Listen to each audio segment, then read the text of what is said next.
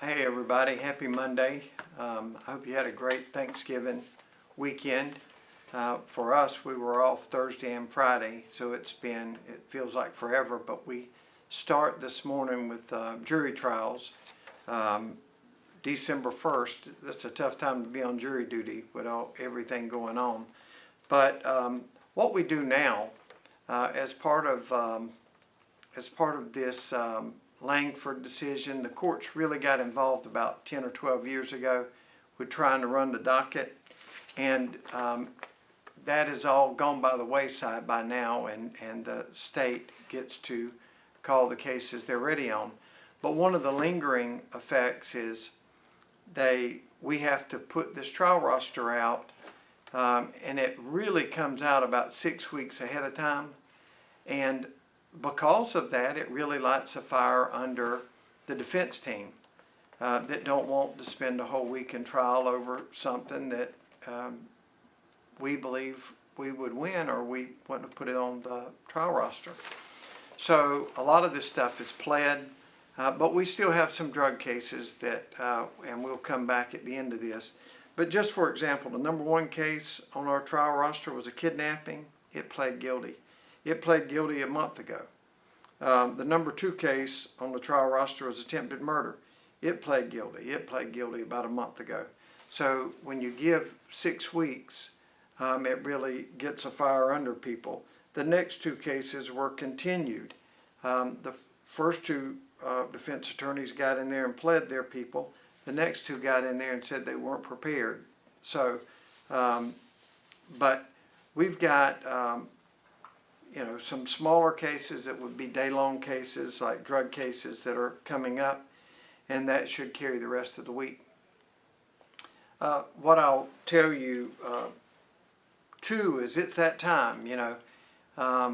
It feels like Halloween and then Christmas, and we skip Thanksgiving. I'm glad we don't, but the Christmas trees are all up. Another thing that's happening, and part of this is the malls have really taken a hit because of Amazon.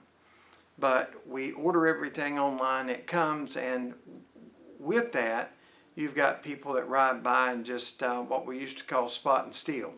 They see a package on the front porch, kind of put that aside in their head, and then they come back and get it. Porch pirates, and we've done a big video on that, but now's the time. Today is Cyber Monday. You're going to start ordering stuff. It's going to get here.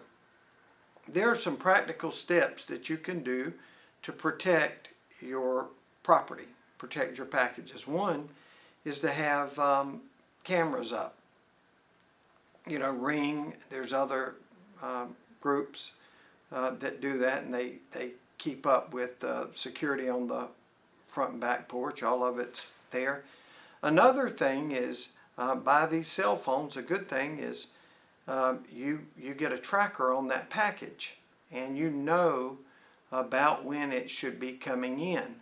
So to the extent that you can, of course, if you live in Conway and work at the beach, you probably can't do this.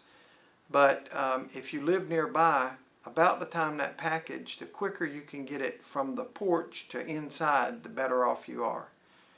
Certainly don't leave it out there very long periods of time. As neighbors, be diligent, knowing that that's going to happen, and you don't even need the government involved, but you can have like a neighborhood watch. I'll watch your place when I'm home, and you watch my place when you're home, and let's make sure that you don't have a lot of Grinches or porch pirates coming in and stealing stuff. So there are practical things that we can do to make sure that our packages are safe, and that we all are able to put a little something under the tree.